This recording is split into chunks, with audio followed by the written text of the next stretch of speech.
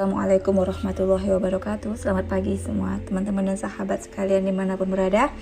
Oke, pagi ini kita akan kembali sharing tentang apa sih itu kesenangan dan ketenangan.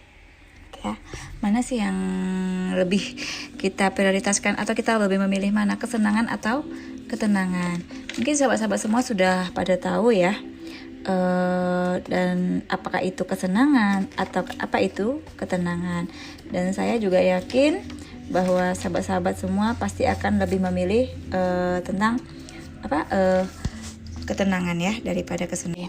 Dua kata yang selalu menjadi tujuan hidup manusia ya walaupun sebagian manusia mengatakan tujuan hidupku untuk Allah, namun setelah berjalan ya perjalanan hidup itu pasti akan dibenturkan oleh dua hal di dalam pikiran kita atau benak kita, yaitu antara senang atau tenang. Nah, dimana dari dua kata ini kita rujuk dulu, kita ambil dari suatu kitab Syekh Imam Al-Ghazali, di mana dalam kitab Al-Munqidh min Al-Dalali, 4 faktor yang menjadi kesenangan. Kita akan bahas tentang kesenangan dulu. Apa itu? Yang pertama, ilmu pengetahuan. Oke, orang yang memiliki ilmu pengetahuan, bahkan orang yang memiliki pendidikannya lebih gitu ya. Nah, dia akan lebih mudah untuk mendapatkan kesenangan itu, kesenangan dunia. Mudah dalam mencari kerja, mudah dalam mencari teman dan lain sebagainya. Yang kedua, itu adalah kekayaan. Nah, kita lihat orang-orang yang kaya, ini kita lihat dari kacamata mata kita ya. Dari mata kita melihat orang-orang kaya ini, mereka kayaknya seakan-akan jauh lebih bahagia atau jauh lebih senang. Bukan bahagia ya, kalau saya bilang sih lebih senang. Kenapa? Karena apapun yang mereka inginkan itu dengan mudah mereka capai. Apakah mereka ingin memiliki barang-barang branded, ataukah memiliki rumah yang rumah yang sesuai dengan keinginan mereka, itu akan lebih mudah untuk mendapatkan kesenangan tadi. Yang ketiga adalah kesehatan. Nah, orang-orang yang sehat itu pasti akan juga lebih senang dibandingkan orang yang sakit. Kenapa? Karena dia bisa melakukan segala aktivitas yang dia mau. Kemudian yang keempat adalah orang yang memiliki jabatan. Ini juga sempat banyak kita lihat ya, pejabat-pejabat itu dalam segala fasilitas hidup mereka lebih mudah untuk mendapatkannya, sehingga kita melihat dari sudut pandang mata kita juga mereka sangat mudah mendapatkan kesenangan duniawi. Jadi itu adalah 4 faktor untuk menjadi kesenangan. Namun 4 faktor ini bila tidak ditambah dengan satu lagi faktor, yaitu mengenal Allah, bersama Allah, maka untuk mendapatkan ketenangan ini sangatlah jauh. Nah, jadi kalau kesenangan itu hanya berada sebatas pada pikiran kita, bukan sampai ke jiwa, namun pada saat pikiran kita. Dan kesenangan ini biasanya, satu contoh misalnya sahabat-sahabat sekalian memiliki mobil yang selama ini mobil impi-impikan gitu ya. Begitu dapat kesenangan itu hanya bertahan sampai paling lama 3 bulan. Nah, karena apa? Karena kesenangan itu dia hanya bersemayam di dalam pikiran. Sedangkan ketenangan itu adanya pada jiwa. Ya, kita ketahui bahwa di dalam tubuh kita ini ada terbagi 3 ya, jasad, jiwa, dan ruh gitu. Nah, kalau ketenangan, kita sudah memiliki ketenangan jiwa, otomatis akan mendapatkan kesenangan dalam hidup dan otomatis akan gembira di dunia dan akhirat. Di mana kita ketahui bahwa setiap manusia, apakah dia orang beriman ataukah dia orang kafir, itu pasti selagi dia hidup, dia akan diuji. Namun pilihan itu ada pada kita. Apakah kita mau dalam posisi menjadi orang yang beriman atau orang yang mau mengikuti perintah Allah atau tidak gitu. Kalau kita, walaupun kita tidak mengikuti perintah Allah, pasti diuji. Apalagi mengikuti perintah Allah akan diuji gitu. Nah, kita ambil dari dalam surat Al-Baqarah 155, dan kami pasti akan menguji kamu dengan sedikit ketakutan, kelaparan, kekurangan harta, jiwa, dan buah-buahan. Dan sampaikanlah kabar gembira kepada orang-orang yang sabar. Nah, dalam surat 155 itu sudah sangat jelas ya. Al-Quran ini adalah pedoman hidup kita. Ibaratnya SOP, bahwa semuanya akan diberi ujian, dan dalam surat Al-Ankabut ayat 1-7 jangan dikatakan kamu beriman kalau kamu belum diuji. Nah, bagaimana di saat ujian-ujian itu datang, namun jiwa kita akan tetap tenang?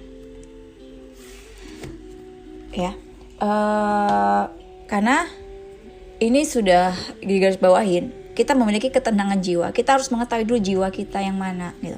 Nah, karena kalau jiwa kita sudah tenang, walaupun ujian Allah datangin mau seperti apapun, itu pasti kita akan tetap selalu berada pada Allah dan kita akan selalu redo dan menerimanya. Oke, nah jadi nih di saat masalah-masalah itu datang, masalah satu contoh ya yang kebanyakan kita alami adalah rasa ketakutan. Takut miskin, takut kelaparan, takut akan sakit yang takut akan sakit yang berbahaya, yang menakutkan gitu ya. Padahal ketakutan itu cuma satu, takut gitu. Tapi kalau setelah syaitan membisikkan ke dalam pikiran kita, takut itu menjadi banyak. Nah, sehingga ketakutan-ketakutan ini membuat kita menjadi tidak tenang, menjadi kita galau, menjadi kita stres. Nah, apa yang harus kita lakukan di saat ketakutan itu datang dalam diri kita? Padahal sudah dibilang di dalam Al-Quran, Allah sudah berkata bahwa Allah akan memberi kepada setiap manusia itu dengan rasa ketakutan, kelaparan, dan sakit. Nah, kecuali beruntunglah bagi mereka-mereka yang bersabar. Namun lalu bagaimana cara kita gitu loh dalam menyikapinya? Yang pertama yaitu berdamai dulu dengan diri sendiri. Nah, satu contoh misalnya kita difitnah, kita dizolimi gitu ya. Itu kan sakit banget ya. Kita nggak bisa menutup mulut mereka yang memfitnah kita, menzolimi kita. Yang bisa kita lakukan adalah diri kita, berdamai dulu dengan diri kita sendiri, menerimanya. Kita menerima gitu, bahwa semua itu datang dari Allah. Hakikatnya apapun itu datang dari Allah. Dia memfitnah kita, hakikatnya juga itu datangnya dari Allah. Kita terima dulu.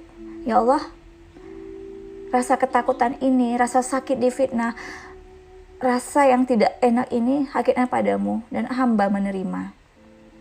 Setelah kita menerimanya, cepat-cepat kita memohon ampun kepada Allah.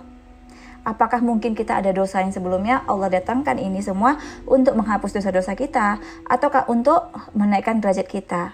Lalu segera kita mohon ampun, beristighfar kepada Allah, astaghfirullahalazim. Kemudian setelah kita mohon ampun, kita cepat koreksi diri. Ada apa nih dengan diri kita? Apa yang terjadi pada diri kita nih? Kenapa? Kok kita Allah izinkan untuk dizolimin orang? Apa ini ya Allah? Kenapa engkau izinkan orang-orang itu menzolimiku? Atau kenapa ya Allah penyakit ini datang kepadaku? Atau ada apa ya Allah? Kita cepat-cepat introspeksi. Apakah ini ujian atau azab?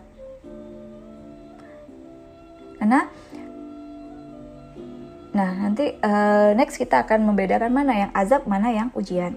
Kemudian yang kedua adalah mohon perlindungan. Kita memohon perlindungan kepada Allah dari mana? Dari siapa? Bukan dari manusia-manusia yang sudah menzolimi kita, memfitnah kita, tidak. Tapi dari bisikan-bisikan syaitan. Karena itu sudah ada. Syaitan akan mendatangimu dari depan, dari belakang, dari samping, dari kanan, dari kiri. Nah, kita minta mohon perlindungan kepada Allah agar apa? Agar syaitan, bisikan-bisikan syaitan itu tidak mampu membawa kita kepadanya. Agar tidak mampu membawa kita makin jauh kepada Allah. Kita mohon perlindungan kepada Allah, ya Allah lindungiku daripada godaan-godaan syaitan, daripada bisikan-bisikan syaitan. Yuwaswisu fi sudurinas, dan bisikan-bisikan manusia. Manusia-manusia yang memiliki energi negatif, manusia-manusia toksik.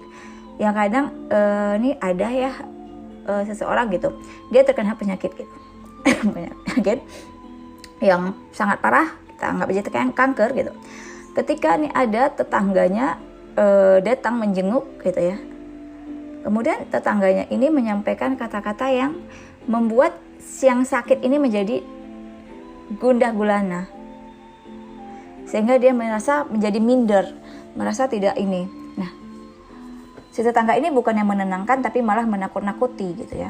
Nah, ini bisa juga terjadi. Ya, namun kita bukan lihat tetangganya, kita lihat hakikatnya semua datangnya dari Allah. Karena Allah sudah mengirim syaitan juga untuk menguji kita tadi gitu. Makanya kita juga mohon perlindungan lagi kepada Allah. Bahwa la haula wala quwata illa billah, ya Allah, tidak daya dan upaya bagiku ya Allah. Engkaulah semuanya. Nah, yang keempat apa? Kuatkan rasa yakin kita, kuatkan rasa baik sangka kita, kuatkan rasa harapan kita kepada Allah. Jadi naikkan level pengharapan kita kepada Allah, turunkan level rasa takut.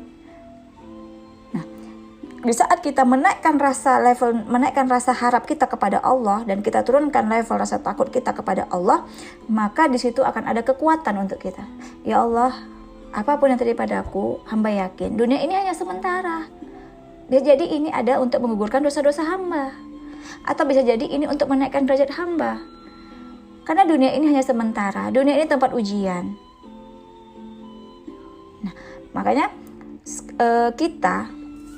kenapa kita selalu dibelenggu rasa ketakutan? Karena apa? Karena kita tidak mengenal Allah. Karena kita tidak tahu pada Allah.